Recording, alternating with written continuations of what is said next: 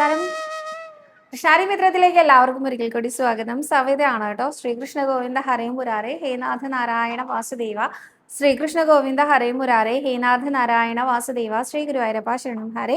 ഇന്നത്തെ സത്സംഗത്തിലേക്ക് എല്ലാവർക്കും ഒരിക്കൽ കൂടി സ്വാഗതം. ഇപ്പൊ ഒരുപാട് പേർക്ക് ഒരു പാനിക് ആയിട്ടുള്ള അവസ്ഥയുണ്ട്. ഈ ഹോളിഡേയ്സ് വരികയാണല്ലോ അടുപ്പിച്ച്. അപ്പൊ ഇതിന്റെ ഇടയിൽ ഗുരുവായൂര് ദർശന നിയന്ത്രണം ഉണ്ടെന്ന് പറഞ്ഞു. അത് എന്താണെന്നോ ഒന്നുമില്ല, മാസശുദ്ധിയുടെ ആണ് കേട്ടോ. എല്ലാ മാസവും ബിംബശുദ്ധി വരുത്താറുണ്ട് ഗുരുവായൂരപ്പന് എന്ന് പറയാറുണ്ടല്ലോ ഞാൻ. ഗുരുവായൂരപ്പനും ഉപദേവതമാർക്കും ഒക്കെ ശുദ്ധികലശം നടക്കാറുണ്ട് പറയാറുണ്ടല്ലോ. ആ ശുദ്ധികലശ ചടങ്ങുകൾ തുടങ്ങുകയാണ് വ്യാഴാഴ്ച വൈകുന്നേരം തുടങ്ങും. അപ്പൊ വ്യാഴാഴ്ചത്തെ ദീപാരാധനയ്ക്ക് ശേഷം നാലമ്പലത്തിനകത്തേക്ക് പ്രവേശനം ഇല്ല എന്നേ ഉള്ളൂ. നാലമ്പലത്തിന്റെ അവിടം വരെ, വലിയ ബലിക്കലിന്റെയും മുമ്പിൽ അവിടം വരെ നിന്ന് തൊഴുതിട്ട് അങ്ങനെ പോവാം. പിറ്റേ ദിവസം രാവിലെ 7 മണി തൊട്ട് ഇതേ റെസ്ട്രിക്ഷൻസ് വീണ്ടും സ്റ്റാർട്ട് ചെയ്യുന്നു. അപ്പൊ അതുകൊണ്ട് അതിന് മുമ്പായിട്ടും തൊഴേണ്ടതായിട്ട് വരുന്നേ ഇതേ ഉള്ളൂ കേട്ടോ. അപ്പൊ ഇനി അമ്പലത്തിനകത്തേക്ക് കടത്തില്ലേ, ചുറ്റമ്പലത്തിലേക്ക് കടത്തില്ലേ, വഴിപാടുകൾ ചെയ്യാൻ പറ്റില്ലേ എന്നൊക്കെ ചോദിക്കുന്നുണ്ട് ആൾക്കാർ. അങ്ങനെ ഒന്നും ഇല്ല കേട്ടോ. ഇത് എല്ലാ മാസവും നടക്കുന്നതാണ്. പക്ഷെ തിരക്ക് വരാനുള്ള സാധ്യത ഉള്ളതുകൊണ്ടാണ് ഇതൊന്ന് മുൻകൂട്ടി എല്ലാവരെയും അറിയിച്ചത് കേട്ടോ. അപ്പോ ഇന്നത്തെ ശ്രീലകത്ത് ശ്രീ ഗുരുവായൂരപ്പന്, അതായത് പെസഹ വ്യാഴം ഇന്നത്തെ ദിവസത്തെ വ്യാഴാഴ്ചത്തെ ദിവസത്തെയാണ് കേട്ടോ ഞാൻ പറയുന്നത്. ഏപ്രിൽ 2-ാം തീയതി വ്യാഴാഴ്ചയിലത്തെ ഗുരുവായൂരപ്പന്റെ ഉച്ചപൂജയുടെ അലങ്കാരം ഗോവർദ്ധനം ഉയർത്തി നിൽക്കുന്ന ഉണ്ണികൃഷ്ണനായിരുന്നു കേട്ടോ. ഗോവർദ്ധനോദ്ധാരണം എന്ന ആ ഒരു കഥ എല്ലാവർക്കും ഓർമ്മയില്ലേ? അനേകം വ്രജവാസികൾ ഒരൊറ്റ രാത്രി കൊണ്ട് എല്ലാം നഷ്ടപ്പെട്ടവരായി. നമുക്ക് മലയാളികൾക്ക് ഇപ്പൊ അത് പെട്ടെന്ന് പറഞ്ഞാൽ മനസ്സിലാവും. 2018 ശേഷം അല്ലേ. അതുപോലെ തന്നെ വയനാട് ദുരന്തം ഒക്കെ കഴിഞ്ഞതിന് ശേഷം നമുക്ക് മനസ്സിലാവും ഒറ്റ രാത്രി കൊണ്ട് എല്ലാം നഷ്ടപ്പെട്ടാലത്തെ അവസ്ഥ എന്താണ്. അപ്പൊ അങ്ങനെ ഒരു അവസ്ഥയിലേക്ക് പോകാതെ നമ്മുടെ ഗുരുവായൂരപ്പൻ പൊന്നുണ്ണികൃഷ്ണൻ സംരക്ഷിച്ച കഥയാണ് ഈ ഒരു ഗോവർദ്ധനോദ്ധാരണത്തിലൂടെ. അതിനുശേഷം ഭഗവാന് പുതിയ നാമങ്ങൾ അനേകം കിട്ടിയില്ലേ. ഗോവർദ്ധൻ എന്ന നാമം ഭഗവാന് കിട്ടിയത് അതിനുശേഷമാണ്. അതേപോലെ തന്നെ ഗോവിന്ദൻ എന്ന നാമം കിട്ടിയതും അതിനുശേഷമാണ്. ഗോവിന്ദ പട്ടാഭിഷേകം എന്ന കഥയൊക്കെ നമുക്കറിയാലോ അല്ലെ. അപ്പൊ അതെല്ലാം അനുസ്മരിച്ചുകൊണ്ട് ഗോവർദ്ധനഗിരി ശരിക്കും ശ്രീലകത്ത് കാണുമ്പോൾ ഭഗവാന്റെ തലയ്ക്ക് മുകളിലല്ല കേട്ടോ പിടിച്ചിരിക്കുന്നത്, സൈഡിലാണ് പിടിച്ചിരിക്കുന്നത്.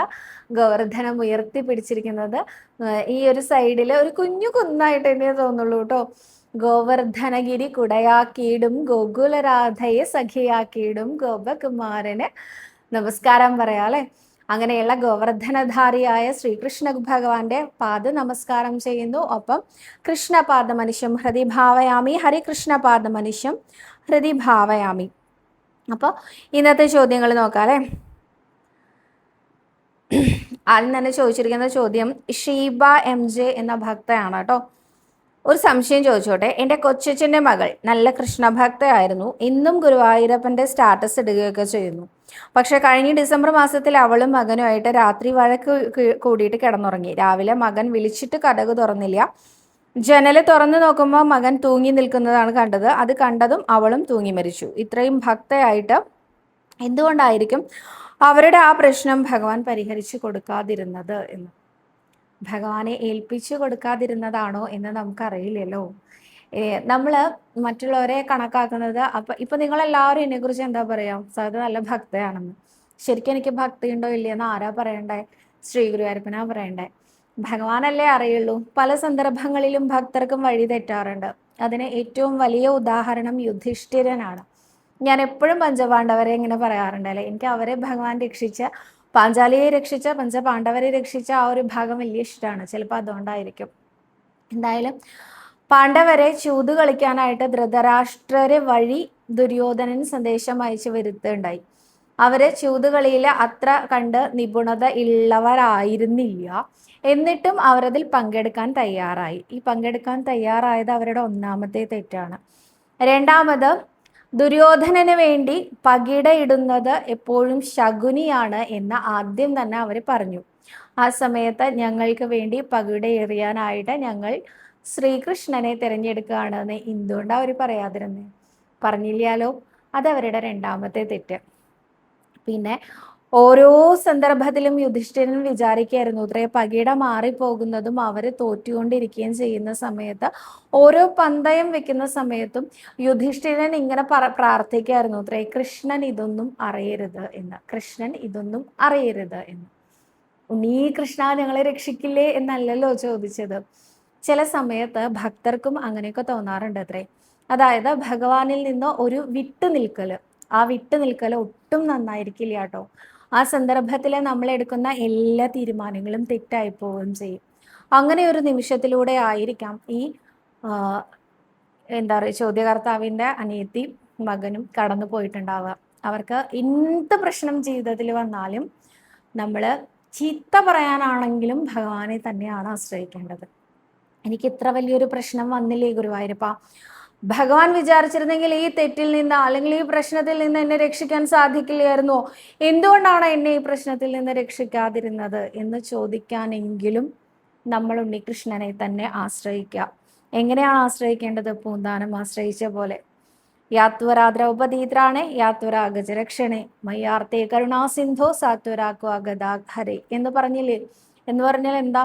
എന്നെ രക്ഷിക്കാൻ മാത്രം ഭഗവാൻ എന്താണ് ഇത്രയും വൈകുന്നത്? ദ്രൗപദിയെ രക്ഷിച്ച ഭഗവാൻ എന്തൊരു സ്പീഡായിരുന്നു, എന്തൊരു വേഗതയായിരുന്നു, എന്തൊരു വേഗത്തിലാണ് ഗജേന്ദ്രനെ പോയി രക്ഷിച്ചത്. എന്നെ രക്ഷിക്കാൻ മാത്രം അങ്ങ് എന്തുകൊണ്ടാണ് ഇത്രയും നേരം വൈകുന്നത് എന്ന് ചോദിച്ചില്ലേ?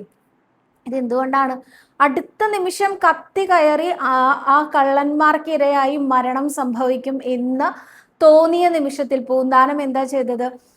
ഇങ്ങനെയൊക്കെയാണല്ലോ, ഭാഗവതം വായിച്ചിട്ടാണ് അദ്ദേഹം തിരിച്ചു വരുന്നത്. ഭാഗവതം വായിച്ചിട്ടാണല്ലോ എനിക്കിത് പറ്റിയത്, ഇനി ഞാൻ വിളിക്കില്ല ഭഗവാനെ എന്നല്ലല്ലോ വിചാരിച്ചത്.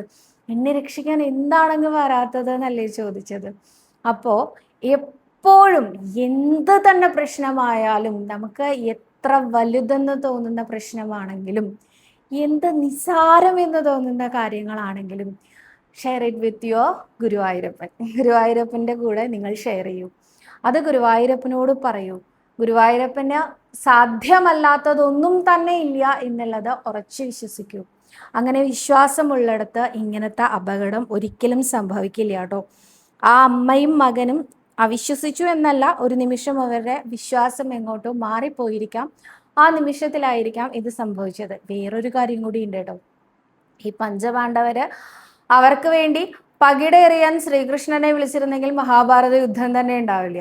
ഈ യുദ്ധത്തിൻ്റെയൊക്കെ മാസ്റ്റർ ബ്രെയിൻ ആരുടെയായിരുന്നു? ഭഗവാന്റെ തന്നെയാ, യാതൊരു സംശയവുമില്ല. അപ്പൊ അത് വിളിക്കേണ്ടെന്ന് സങ്കല്പിക്കുന്നതും ഗുരുവായൂരപ്പൻ തന്നെയാണ്. അതിനും അദ്ദേഹത്തിന് എന്തായാലും വ്യക്തമായ കാരണങ്ങളും ഉണ്ടാവും അല്ലെ?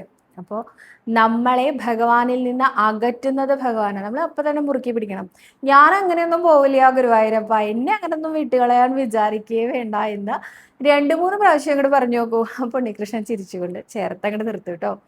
ഉറപ്പായിട്ടും ആചാര്യൻ പറയുന്ന ഒരു വാക്കുണ്ട്, ഭഗവാന്റെ ഒരു സ്നേഹം അല്ലെങ്കിൽ ഒരു വാത്സല്യം എങ്ങനെയാണെന്നറിയോ? ഇവൻ എൻ്റെ ചെക്കനാന്ന് പറഞ്ഞ് മുന്നിൽ കയറി നിൽക്കുന്നതാണ് ആചാര്യൻ്റെ ഭാഷയിൽ പറയാറുള്ളത് കേട്ടോ. അതേമാതിരി ഇവൾ എൻ്റെ സ്വന്താണ് എന്ന് പറഞ്ഞ് നമ്മുടെ ഉണ്ണികൃഷ്ണൻ മുമ്പിൽ അങ്ങോട്ട് കയറി നിൽക്കും. ആ പ്രശ്നത്തിന് തല മടക്കി തിരിഞ്ഞു ഓടാനേ നിവർത്തി ഉണ്ടാവുള്ളൂ. അങ്ങനെ മുന്നിൽ കയറി നിൽക്കും, യാതൊരു സംശയവും ഇല്ല കേട്ടോ. അടുത്തതായിട്ട് ജിനി എം.ആർ എന്ന ഭക്തയാണ് പറഞ്ഞിരിക്കുന്നത്, അഹസിന്റെ കളഭം പോസ്റ്റിൽ അയച്ചോ എന്നറിയാൻ എന്ത് ചെയ്യണം സവിത? 10 പാക്കറ്റ് പോസ്റ്റിൽ അയക്കാമെന്നാണ് ബുക്ക് ചെയ്തപ്പോൾ കണ്ടത് എന്നാണ് അഹസ് ഷീട്ടാക്കിയത്. അതിൻ്റെ സ്ക്രീൻഷോട്ട് അടക്കം കയ്യിലെടുത്ത് വെച്ചതിന് ശേഷം 0487255635 എന്ന നമ്പറിലേക്ക് വിളിച്ചോളൂ കേട്ടോ. അത് ഗുരുവായൂർ ദേവസ്വത്തിൻ്റെ ഓഫീസിൻ്റെ നമ്പറാണ്. അവിടെ നിന്നാണ് ഈ ഡിസ്പാച്ച് പോകുന്നത്, നമ്മുടെ വീടുകളിലേക്ക് കളഭം പോകുന്നത്. അപ്പോൾ അത് അയച്ചിട്ടുണ്ടോ എന്ന് ചോദിക്കാനായിട്ട് ആ നമ്പറിൽ കോണ്ടാക്ട് ചെയ്തോളൂ കേട്ടോ. അടുത്തതായിട്ട് ശ്രീജ കെ എന്ന ഭക്തയാണ് ചോദിച്ചിരിക്കുന്നത്, ചേച്ചി ഞാൻ ഇന്നലെ ഗുരുവായൂർ മേൽശാന്തിയുടെ ഗുരുവായൂരുള്ള ഒരു ദിവസം എങ്ങനെയാണെന്ന് ചോദിച്ചിരുന്നു, ബട്ട് റിപ്ലൈ കണ്ടില്ല. നാളെയെങ്കിലും പറയോ, ഒപ്പം ചേച്ചിയുടെ ഒരു ദിവസം എങ്ങനെയാണെന്ന് പറയോ, വെറുതെ ഒന്ന് അറിയാൻ വേണ്ടിയാണ്. പിന്നെ രാവിലെയും വൈകിട്ടും എത്ര മണിക്കുള്ളിൽ വിളക്ക് വെക്കണം അതും കൂടി ഒന്ന് പറയൂ പ്ലീസ് എന്ന്. രാവിലെയും വൈകിട്ടും സന്ധ്യാസമയങ്ങളിലാണ് വിളക്ക് വെക്കേണ്ടത്. രാവിലെ ആയിട്ടുമില്ല, രാത്രി കഴിയുകയും ചെയ്തു. ആ ഒരു സമയം ഉണ്ടല്ലോ, അതാണ് സന്ധ്യാസമയം എന്ന് പറയാം. 6 മണിക്ക് മുമ്പായിട്ട് വിളക്ക് വെച്ചോളൂ, അതാണ് നല്ലത്. 5:30 to 6 ഉള്ളിൽ 2 നേരവും വിളക്ക് വെച്ചോളൂ കേട്ടോ. ഇനി ഗുരുവായൂർ മേൽശാന്തിയുടെ ഒരു ദിവസം എങ്ങനെയാണെന്ന് ചോദിച്ചാൽ അദ്ദേഹത്തിന് 2:30 മണിക്കാണ് എണീക്കേണ്ടത്. 2:30 മണിക്ക് എഴുന്നേറ്റ് കുളിച്ച് 3 മണി നാഴിക മണിയിൽ 3 മണി അടിക്കുമ്പോഴേക്കും അവിടെ നട തുറക്കണം. അത് നിർബന്ധമാണ്. നട തുറന്ന് ഭഗവാന്റെ നിർമാല്യം തുടങ്ങി അവിടെ നിന്ന് ഇങ്ങോട്ടുള്ള പൂജകളൊക്കെ അദ്ദേഹം തന്നെയാണ്. അതിന് ഇടയിൽ എനിക്ക് കൃത്യമായിട്ട് പറയാൻ അങ്ങനെ ഓർഡർ വൈസ് പറയാൻ അറിയില്ല കേട്ടോ. അതിൻ്റെ ഇടയിൽ ഒരു രാവിലത്തെ എന്താ പറയുക ഉഷപൂജ വരും, ഗണപതി ഹോമം വരും. അതിനുശേഷം ഗുരുവായൂരപ്പന് രാവിലത്തെ ശിവേലി ഉണ്ട്. ആ ശിവേലി കഴിയും. ശിവേലി കഴിഞ്ഞാൽ കുറച്ചു നേരം പ്രസാദം കൊടുക്കാനിരിക്കും. ഇങ്ങനെ അദ്ദേഹത്തിൻ്റെ ഡ്യൂട്ടി ഉച്ചപൂജ വരെ എന്തായാലും ഉണ്ട്, ഇടയ്ക്ക്. അത് വരെ അദ്ദേഹത്തിന് ജലപാനം പോലും ഇല്ല. ഉച്ചപൂജയ്ക്ക് ശേഷമാണ് അദ്ദേഹത്തിന് ഭക്ഷണം, തീർത്ഥം സേവിച്ചുകൊണ്ടാണ് അദ്ദേഹം നേദിച്ച ഭക്ഷണം മാത്രമേ കഴിക്കാൻ പാടുള്ളൂ. മേൽശാന്തിക്ക് വേണ്ട എല്ലാ സൗകര്യങ്ങളോടും കൂടി ഒരു മുറി, മേൽശാന്തി മുറി എന്നറിയപ്പെടുന്ന, അതൊരു പ്രീമിയം സ്യൂട്ട് റൂം പോലെ വലിയൊരു മുറി അവിടെ വടക്ക് വശത്ത് അത് ഫസ്റ്റ് ഫ്ലോറിൽ ഉണ്ട് കേട്ടോ. നമ്മൾ ഭക്തജനങ്ങൾക്ക് ചെന്ന് കാണാം, അദ്ദേഹത്തിനോട് സംസാരിക്കാം, നമ്മുടെ വിഷമങ്ങൾ പറയാം, പ്രാർത്ഥനയിൽ ഉൾപ്പെടുത്താൻ പറയാം, കണ്ട് തൊഴുത് ദക്ഷിണ വെച്ച് നമസ്കരിക്കാം. ഇതൊക്കെ നമുക്ക് വേണമെങ്കിൽ ചെയ്യാവുന്നതാണ്. അതിന് അലൗ ചെയ്തിരിക്കുന്ന സമയത്ത് ചെല്ലണം. മിക്കവാറും ഉച്ചപൂജ കഴിഞ്ഞിട്ട് 12:30 കൂടിയിട്ട് അദ്ദേഹം ആൾക്കാരെ കാണാൻ സമ്മതിക്കുന്ന സമയമാണ്. 1:30 വരെ. 2 മണിക്ക് ശേഷം അദ്ദേഹത്തിൻ്റെ വിശ്രമ സമയമാണ്.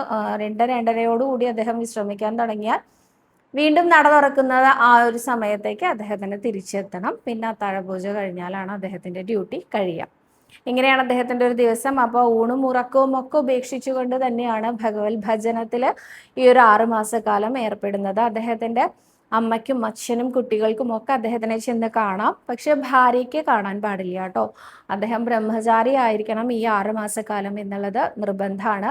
അത് മാത്രമല്ല, അദ്ദേഹം ഭഗവാനെ നേദിച്ച ഭക്ഷണങ്ങൾ മാത്രമാണ് കഴിക്കാൻ പാടുള്ളൂ എന്നുണ്ട്. അങ്ങനെ വളരെ നിഷ്ഠയോട് കൂടിയിട്ടുള്ള ആ ഒരു 6 മാസക്കാലമാണ്. എന്താ പറയുക, അത്രയും പ്യുവറായി മാറും അവർ ഈ 6 മാസം കൊണ്ട്. അവർ അല്ലെങ്കിലും പ്യുവറായിട്ടുള്ള ആൾക്കാർ തന്നെയാണ് ഭഗവാൻ തിരഞ്ഞെടുക്കുക മേൽശാന്തി പദത്തിന്. എന്നാലും കുറച്ചും കൂടി പ്യൂരിഫിക്കേഷൻ, അതായത് മുഴുവനായിട്ടും കംപ്ലീറ്റ് ആയിട്ട് ഡിവൈൻ സോളായി മാറും അവർ എന്നാണ് ഈ ഒരു 6 മാസക്കാലം കൊണ്ട്. അവർക്കും അത്രയും ബ്ലെസ്സിങ്സ് കിട്ടും. അവരിലൂടെ നമുക്കും അത് സ്വായത്തമാക്കാൻ സാധിക്കട്ടെ അല്ലേ. ഇനി എൻ്റെ റുട്ടീൻ ചോദിച്ചിട്ടുണ്ട്. എനിക്ക് പ്രത്യേകിച്ച് റുട്ടീനൊന്നുമില്ല, ഞാൻ ഇതിനു മുമ്പും പറഞ്ഞിട്ടുണ്ട്. ഒരു ചിട്ടയും നിഷ്ഠയും ഇല്ലാത്ത ഒരാളാണ് ഞാൻ. അത് എടുത്ത് പറയേണ്ടതാണ്. ഞാൻ എല്ലാവരോടും പറയാറുണ്ട്, എന്നോട് എപ്പോഴാണ് അമ്പലത്തിലേക്ക് വരാറ് ചോദിച്ചാൽ രാവിലെ 5 to 6 ഉള്ളിൽ, അല്ലെങ്കിൽ വൈകിട്ട് 6 to 7 ഉള്ളിൽ എന്ന്. അത് ഞാൻ പറയുന്നു എന്നുള്ളതേ ഉള്ളൂ. രാവിലെ 5 മണിക്കൊക്കെ ഞാൻ എഴുന്നേൽക്കാറുണ്ട്. പക്ഷെ അമ്പലത്തിലേക്ക് എത്തലൊക്കെ കഷ്ടിയാണ്. തോന്നുന്ന സമയത്ത് തോന്നുന്നത് എന്തായാലും ഒരു ദിവസം ഒരു നേരമെങ്കിലും ഗുരുവായൂർ അമ്പലത്തിൽ പോകുക എന്നൊരു നിഷ്ഠ മാത്രമാണ് ഞാൻ കൊണ്ടു നടക്കുന്നതിൽ മുടങ്ങാതിരിക്കുന്നത്. ബാക്കി എന്തും ഞാൻ തുടങ്ങിയാലും മുടങ്ങാറുണ്ട്. പക്ഷെ ഇതെന്തോ ഗുരുവായൂരപ്പൻ്റെ അനുഗ്രഹം കൊണ്ട് ഒരു ദിവസം ഒരു നേരമെങ്കിലും ഗുരുവായൂർ അമ്പലത്തിൽ പോയിട്ട് ഭഗവാനെ കാണാനുള്ള ഒരു അനുഗ്രഹം ശ്രീ ഗുരുവായൂരപ്പൻ അനുഗ്രഹിച്ച് തന്നിട്ടുണ്ട്. ഞാൻ പറഞ്ഞാൽ ഇനി അതില്ലാതാവുമെന്ന് എനിക്കറിയില്ല കേട്ടോ. അടുത്തതായിട്ട് സരിത എനിക്ക് നാരായണീയം അവതാരം ഒരു ബുക്ക് നിറയെ എഴുതി ഭഗവാനെ സമർപ്പിക്കണമെന്നുണ്ട്. അങ്ങനെ ചെയ്യാൻ പാടുമോ? മുഴുവൻ എഴുതണം എന്നുണ്ടോ എന്ന്? അങ്ങനെ ഒന്നുമില്ല കേട്ടോ. മുഴുവൻ എഴുതണം എന്നൊന്നുമില്ല. ഏത് ദശകമാണോ നിങ്ങൾക്ക് എഴുതാൻ തോന്നുന്ന ആ ദശകം മാത്രം എഴുതിയാൽ മതി. ഇതൊക്കെ നാരായണീയത്തിലേക്കുള്ള നമ്മളുടെ എൻട്രി ആണെന്ന് ഞാൻ പറഞ്ഞിരുന്നു. ഏത് ദശകത്തിലൂടെ വേണം നാരായണീയത്തിലേക്ക് പ്രവേശിക്കാൻ എന്നുള്ളത് ഭഗവാൻ അവിടെ കരുതി വെച്ചിട്ടുണ്ടാവും. നാരായണീയത്തിലെ 38ാമത്തെ ദശകം തുടങ്ങണം എന്നാണെങ്കിൽ അങ്ങനെ തുടങ്ങിക്കോളൂ, അങ്ങനെ എഴുതിക്കോളൂ കേട്ടോ.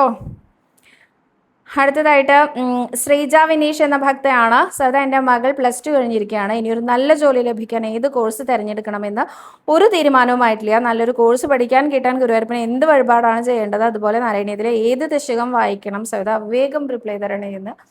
നാരായണീയത്തിലെ 82ാമത്തെ ദശകം മുടങ്ങാതെ ചൊല്ലിക്കോളൂ. ഏതൊക്കെ കോഴ്സാണോ മനസ്സിൽ വരുന്നത് അല്ലെങ്കിൽ കുട്ടിക്ക് ആഗ്രഹമുള്ളത് അതെല്ലാം കൂടി എടുത്ത് ലോട്ടിട്ട് ഗുരുവായൂരപ്പൻ്റെ മുമ്പിൽ തീരുമാനത്തിനായിട്ട് അപേക്ഷിച്ചോളൂ. ശ്രീ ഗുരുവായൂരപ്പൻ കറക്റ്റായിട്ടുള്ള വഴി കാണിച്ചു തരട്ടെ കേട്ടോ. അടുത്തതായിട്ട് രാജഗോപാൽ അർച്ചന, സഹസ്രനാമ അർച്ചന, വെണ്ണ നിവേദ്യം, ഇതിൻ്റെയൊക്കെ റേറ്റ് ഒന്ന് പറയാമോ സൈതക്കുട്ടി? റേറ്റ് ഞാൻ ഗ്രൂപ്പിൽ ഇട്ടേക്കാം കേട്ടോ. രാജഗോപാൽ അർച്ചന ഉണ്ടെന്ന് എനിക്ക് തോന്നണില്ല. സഹസ്രനാമ അർച്ചന ഉണ്ട്, പുരുഷസൂക്ത അർച്ചന ഉണ്ട്. റേറ്റ് ഞാൻ ഗ്രൂപ്പിൽ ഇട്ടേക്കാം കേട്ടോ. ഉം. അടുത്തതായിട്ട്, നമസ്കാരം, വീടിനിടാൻ പറ്റിയ പേരുകൾ സജസ്റ്റ് ചെയ്യാമോ പ്ലീസ്? സവിത ഇടുന്ന പേരുകൾ വളരെ ഹൃദ്യമാണ്. സവിതയുടെ മക്കളുടെ പേര് എനിക്ക് നല്ല ഇഷ്ടമാണ്. എനിക്ക് അങ്ങനെ ചോദിച്ചാൽ അറിയില്ല കേട്ടോ. ഇതൊക്കെ ഞാൻ പറഞ്ഞില്ലേ, മിത്രവിന്ദ എന്നുള്ള പേരൊക്കെ ഞാൻ 7ാം ക്ലാസ്സിൽ പഠിക്കുമ്പോൾ തൊട്ട് എനിക്ക് മോഹമായിട്ടിരിക്കുന്ന പേരായിരുന്നു കേട്ടോ. ഒരു പെൺകുട്ടി ഉണ്ടാവണം എന്നും ആ കുട്ടിക്ക് മിത്രവിന്ദ എന്ന് പേരിടണമെന്നും ഞാൻ സപ്താഹ വേദികളിൽ സപ്താഹം കേൾക്കാൻ തുടങ്ങിയ നാൾ തൊട്ടുള്ള എൻ്റെ ആഗ്രഹമാണ് മിത്രവിന്ദ എന്ന് പേരിടണമെന്ന്. എന്തോ ആ പേരിനോട് ഒരു ഇഷ്ടം തോന്നിയിരുന്നു. അത് ഭഗവാന്റെ ഏറ്റവും പ്രിയപ്പെട്ട സഖിമാരിൽ ഒരാളാണെന്നും ഭാര്യമാരിൽ ഒരാളാണ് എന്നൊക്കെ അറിഞ്ഞപ്പോൾ കുറച്ചധികം ഇഷ്ടമായി ആ പേരിനോട്. അതുകൊണ്ടാണ് മിത്രവിന്ദ. പിന്നെ മിത്രവിന്ദയോടനുബന്ധിച്ചാണ് ആര്യനന്ദ വന്നത്. കൃഷ്ണമീര പിന്നെ മീര എന്ന കഥാപാത്രത്തിനോട് പണ്ടേ എനിക്കിഷ്ടമാണ്. എന്നെ എൻ്റെ കൂട്ടുകാരിൽ ഒരാൾ മീര എന്ന് വിളിക്കാറുണ്ടായിരുന്നു. കാരണം എപ്പോഴും ഹരേ കൃഷ്ണ, ഗുരുവായൂരപ്പ, നാരായണ എന്നൊക്കെ വിളിക്കുന്നതുകൊണ്ടായിരിക്കാം മീര എന്ന് വിളിക്കുന്നത്. അപ്പം അതിനോട് ചേർത്ത് കൃഷ്ണനെ ചേർത്ത് വെച്ചാണ് കൃഷ്ണമീര എന്ന പേര് ഞാൻ ഇട്ടത് കേട്ടോ. അപ്പോൾ വീടിൻ്റെ പേരുകൾ എന്ന് പറഞ്ഞാൽ അറിയില്ല, വൃന്ദാവനം എന്നാവാം, അല്ലെങ്കിൽ രാധാമാധവം എന്നാവാം, അല്ലെങ്കിൽ പാഞ്ചജന്യം, എനിക്ക് അറിയില്ല. അങ്ങനെ ഒരുപാട് പേര് ഭഗവാനുമായിട്ട് റിലേറ്റഡ് ആയിട്ടുണ്ടല്ലോ. അടുത്തതായിട്ട് സൈത ഒരു സംശയം ചോദിച്ചോട്ടെ. വീട്ടിൽ കണി ഒരുക്കുമ്പോൾ ഗുരുവായൂരപ്പന് സമർപ്പിക്കാനായി എഴുതി വെച്ചിരിക്കുന്ന നാമപുസ്തകം കൂടി അതിൻ്റെ കൂടെ ഭഗവാന് വെക്കാമോ? വെക്കുന്നതിൽ തെറ്റൊന്നുമില്ല, പക്ഷെ ഗ്രന്ഥമാണ് സാധാരണ നമ്മൾ വെക്കാറുള്ളത് കേട്ടോ. സഹസ്രനാമത്തിൻ്റെയോ ഞാൻ വെക്കാറുള്ളത് ഇവിടെ സഹസ്രനാമത്തിൻ്റെ ഗ്രന്ഥം ഓലയിൽ എഴുതിയ രീതിയിലുള്ളത് കിട്ടും, അതുകൊണ്ടാണ് അത് ഞാൻ വെക്കുന്നത്. സാധാരണ ഗ്രന്ഥം വെക്കുക എന്ന് പറഞ്ഞാൽ ഭാഗവതോ ഏതെങ്കിലും അങ്ങനെ ഉള്ള ഗ്രന്ഥങ്ങളാണ് പണ്ട് കാലത്ത് വെച്ചിരുന്നത് കേട്ടോ. അല്ല, നാമം എഴുതിയ പുസ്തകമല്ല വെക്കാറുണ്ടായിരുന്നത്. അടുത്തതായിട്ട് അജിത സുന്ദരൻ എന്ന ഒരു ഭക്തയാണ് ചോദിച്ചിരിക്കുന്നത്. സൈത ഒരു കാര്യത്തിൽ വിഷമിച്ചിരിക്കുകയാണ്. എൻ്റെ ഹസ്ബൻഡിന് വേണ്ടി ഞാൻ തുലാഭാരം നേർന്നു. അദ്ദേഹം അത് ചെയ്യാതിരിക്കുമ്പോൾ അതിന് പരിഹാരം പറഞ്ഞു തരുമോ? അദ്ദേഹം അത് ചെയ്യാണ് വേണ്ടത്, ചെയ്യണേന്ന് പ്രാർത്ഥിച്ചോളൂ. ഒപ്പം ഒരു പിടി പണം എണ്ണാതെ എടുത്ത് പിടിപ്പണം വെക്കുക പറയില്ലേ ഗുരുവായൂരപ്പന്, അങ്ങനെ ചെയ്തോളൂ കേട്ടോ. പിടിപ്പണം വെച്ച് തൊഴുത് നമസ്കരിച്ചോളൂ. എന്ത് വഴിപാട് മുടങ്ങിപ്പോയാലും അതിനൊരു പരിഹാരം എന്ന നിലയിൽ പിടിപ്പണം വെക്കാറുണ്ട് കേട്ടോ. അടുത്തതായിട്ട് സായുജ്യം എന്ന ഐഡിയിൽ നിന്നാണ്. സവിത, എൻ്റെ അച്ഛൻ്റെ ഇളയച്ഛൻ്റെ മകൾ മരിച്ചു, അപ്പോൾ എനിക്ക് പോലെ ഉണ്ടാകുമോ? കൂടാതെ ഞങ്ങൾക്ക് ഇവിടെ അമ്മ സൈഡിലുള്ള ബന്ധുക്കൾ മരിച്ചാലാണ് പോലെ ഉണ്ടാകുക എന്ന് പറയുന്നു. അപ്പോൾ അമ്പലത്തിൽ പോകാൻ പറ്റുമോ? സവിതയുടെ മറുപടി കേട്ടാലേ എനിക്ക് തൃപ്തി വരികയുള്ളൂ എന്ന് എടുത്ത് പറഞ്ഞതുകൊണ്ടാണ് ഞാൻ ഈ ചോദ്യം വായിക്കണം. അല്ലെങ്കിൽ ഞാൻ വായിക്കില്ല, ഞാൻ വിടുകയുള്ളൂ. കാരണം എനിക്ക് പോലെയും വാലായ്മയും ആചരിക്കേണ്ട രീതി നിങ്ങൾക്ക് പറഞ്ഞു തരാൻ യാതൊരു നിർവാഹവുമില്ല. നമ്മൾ ഹിന്ദുക്കൾക്ക് പല ആളുകൾക്കും പല രീതിയിലാണ് പുലയും വാലായ്മയും എടുക്കാറുള്ളത്. ഞാൻ എടുക്കുന്ന രീതിയല്ല നിങ്ങൾ എടുക്കുന്നത്. ഞാൻ എടുക്കുന്ന രീതി അച്ഛൻ്റെ ഭാഗത്ത് നിന്നുള്ള ആൾക്കാരെന്നാണ് ഞങ്ങൾക്ക് ഒരു ജനിച്ച കുട്ടിക്ക് അങ്ങനെയാണ് എടുക്കേണ്ടത്. എന്നാൽ വിവാഹിതയായി കഴിഞ്ഞാൽ പിന്നെ വിവാഹം കഴിച്ചെത്തുന്ന വീട്ടിലെ ആൾക്കാരുടെ വില മാത്രമേ ഉള്ളൂ നമുക്ക്. അതല്ലാതെ നമ്മളുടെ സ്വന്തം വീട്ടിൽ അച്ഛനോ അമ്മയോ നമ്മുടെ രക്തബന്ധമുള്ള ആളുകളോ മരിച്ചാൽ മാത്രമേ നമുക്ക് വിലയുള്ളൂ. അതും 3 ദിവസം മാത്രമേ ഉള്ളൂ. രക്തബന്ധത്തിൽ അല്ലാത്ത ആളുകൾ മരിച്ചാൽ നമുക്കൊന്നുമില്ല. അങ്ങനെയൊക്കെയാണ് ഞങ്ങളുടെ രീതി. ഞങ്ങളുടെ രീതിയിൽ നിന്ന് വ്യത്യസ്തമായിരിക്കും വേറെ ആൾക്കാരുടെ രീതി, അവരിൽ നിന്ന് വ്യത്യസ്തമായിരിക്കും മറ്റൊരാൾക്കാരുടെ രീതി. നിങ്ങൾ ഏതാണോ ആചരിച്ചു വരുന്നത് അത് തന്നെ ആചരിക്കാൻ ശ്രമിക്കൂ. എത്ര ദിവസം ഉണ്ടെന്നൊക്കെ ഉള്ളത് നിങ്ങളിൽ അറിയാവുന്ന ആൾക്കാരോട് ചോദിച്ച് മനസ്സിലാക്കൂ കേട്ടോ. ഞാനും ഇത് ചോദിച്ച് മനസ്സിലാക്കേണ്ട അവസ്ഥ ഉണ്ട്. എനിക്ക് പലതും അറിയില്ല. പല ആൾക്കാരും മരിച്ചു കഴിഞ്ഞാൽ ഞങ്ങളുടെ ഇടയിൽ ചിലപ്പോൾ ഒക്കെ പോലെ ഉണ്ടെന്ന് പറയും, ചിലപ്പോൾ ഒക്കെ കുളി ഉണ്ടെന്ന് പറയും. എന്ന് വെച്ചാൽ അത് കേട്ടാൽ, ആ മരണം കേട്ടാൽ ഒന്ന് കുളിക്കണം, അത് മാത്രമുള്ള ആൾക്കാരും ഉണ്ട്. അത്ര അകന്ന ആൾക്കാരായിരിക്കാം, തലമുറ മാറിയതായിരിക്കാം.